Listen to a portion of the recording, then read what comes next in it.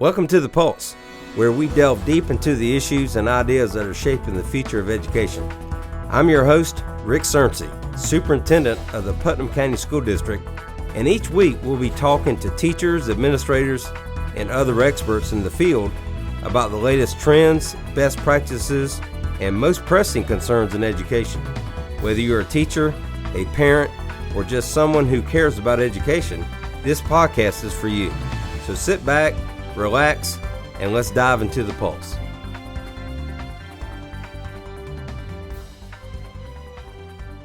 Well, hi, this is Rick Surrency. I'm the superintendent of the Putnam County School District, and welcome back to our podcast. And I'm very honored today to have some returning guests. It's hard to believe it's been almost a year, but we have a distinguished panel here representing a really great event that has restarted last year, and that is the Girls Can event.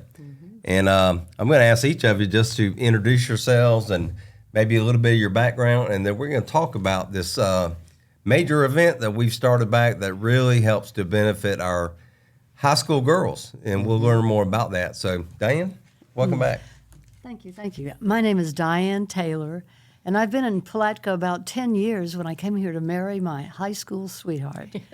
But now I teach part-time as an online instructor at the University of North Florida. I teach leadership studies there.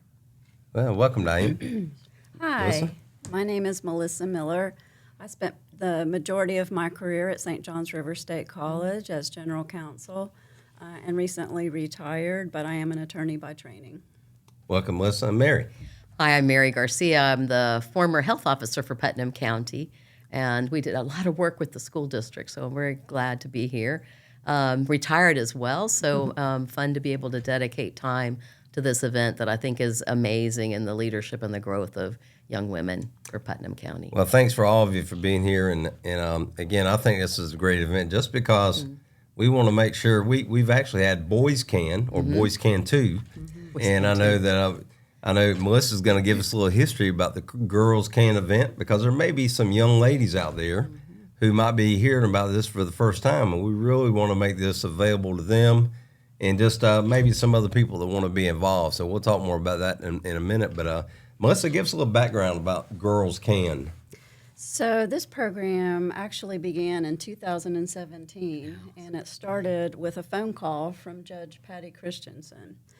Judge Christensen called me and said, I'm seeing a lot of girls without direction. She was sitting on the juvenile court bench then at that point before her retirement, and she said, I really think that we need to develop a program to introduce young women to the possibilities that exist for their future, for their careers, and for their development. And so, of course, when a judge calls you as an attorney and asks you to do something, you get busy and you do it. So I called Mary and Dianne and several other women, and we formed a committee, and we developed a program that ended up being called Girls Can. And we put the word out to a variety of women representing as many careers as we could think of, and the response was overwhelming. I think that first year we had probably 80 women who volunteered to spend their day in various capacities as role models, mentors, facilitators, and then major, panelists and speakers to share their career journeys with the high school girls of Putnam County. And we filled up the auditorium at the college and provided lunch. The college was a sponsor at that time. I went to that first one too, if I'm not mistaken. That's right. Yes, I'm sure you were there. I remember you being there. The school district was a major sponsor as well, provided all the transportation, got the word out to the girls, and helped in tremendous ways. And we continued with the program until 2020, and we held the last one at the college a year before the country shut down for the pandemic. Right. I kind of figured it was due to the pandemic. Yeah, right before that. So starting last year, I believe, we all got together. We actually restarted it in spring of 2024. 24. Right. Right. So we're looking at the 2025 version. That's right. And hopefully continue it for years to come. So That's right. thank you for that brief history, and I do remember that. And the outpouring of that in our local community has been, going back to that date, has been remarkable. So, It's been tremendous. right. So I'm hoping for even better involvement. So Dianne, can you bring us up to date on what does this year's look like, and maybe even give us some details, and we'll provide that on the screen. But talk to us about what participants could expect for this year's program. Well, fortunately, we have the wonderful opening and closing keynote speakers that we've had over the years. Judge Angela Cox will come and be our opening keynote speaker. And she's an amazing presenter because she's the youngest African-American woman judge ever appointed to the bench in Florida. And she spends part of her docket each month just talking to students throughout the North Florida area. So she's coming again to start our day. And then the closing speaker is Barbara Brown, who's an AI specialist at NASA. And more than that, she's a Palatka native. So she knows our community. She knows the people that are attending and encourages the girls with her own story. And then we have some interesting leading ladies, if you'll pardon the pun. We have Laura Pavlus, the new president of the Putnam County Chamber of Commerce. And then we have Robbie Correa, the mayor of the city of Palatka, and Leota Wilkinson, the new chair of the Putnam County Board of County Commissioners, and Mary Lawson Brown, who was the vice mayor of Palatka and a longtime city commissioner.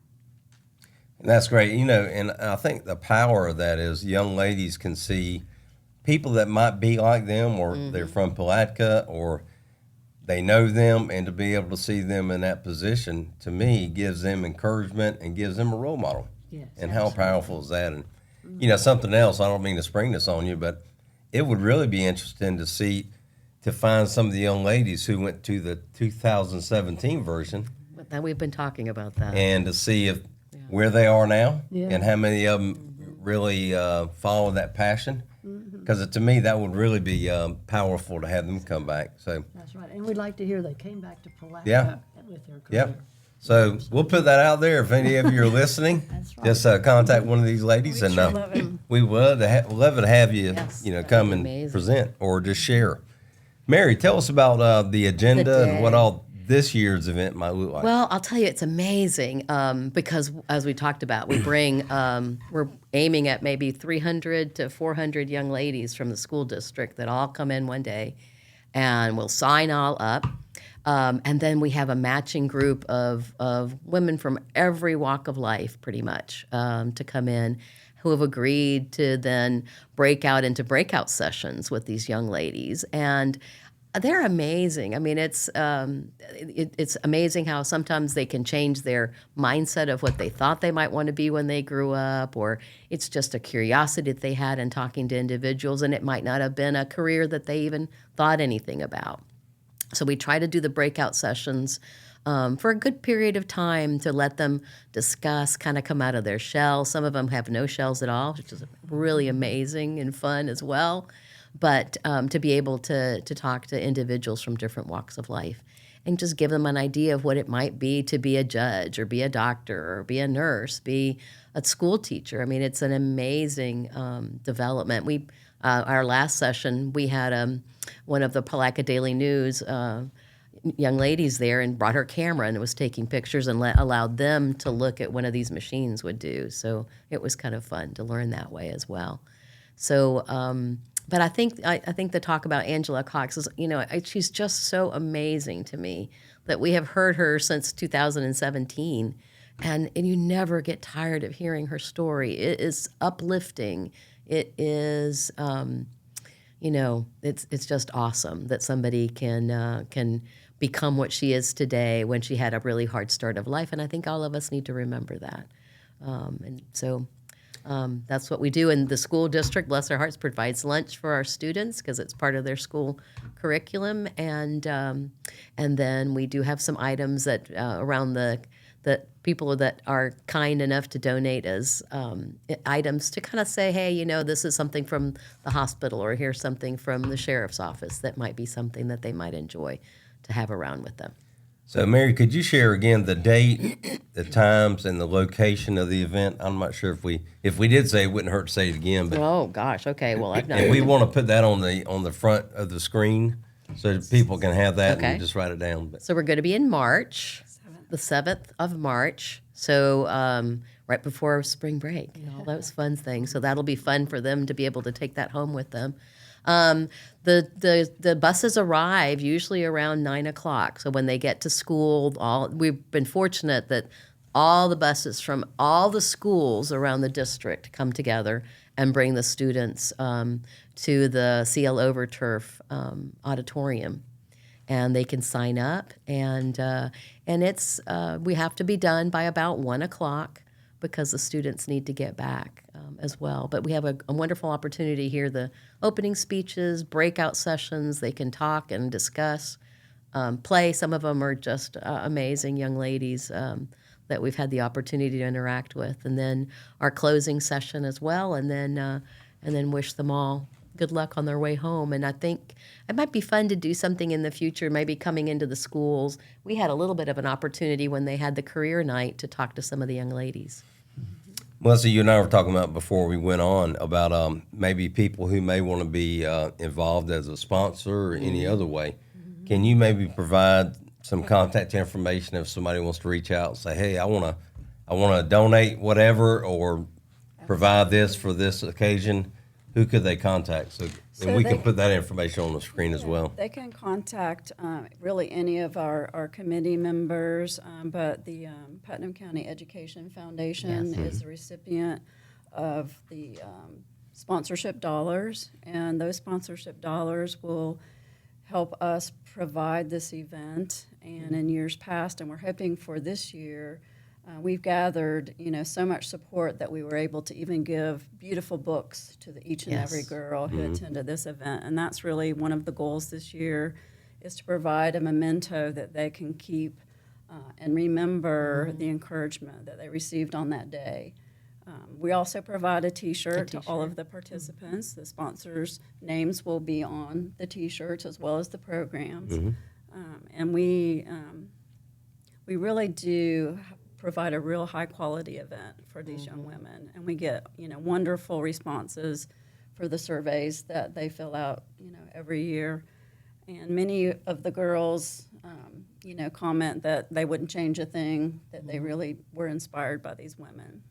Do you already have a slate of ladies who will be presenting there, or is that still in the works? Amazingly, everybody wants to come back. Yeah.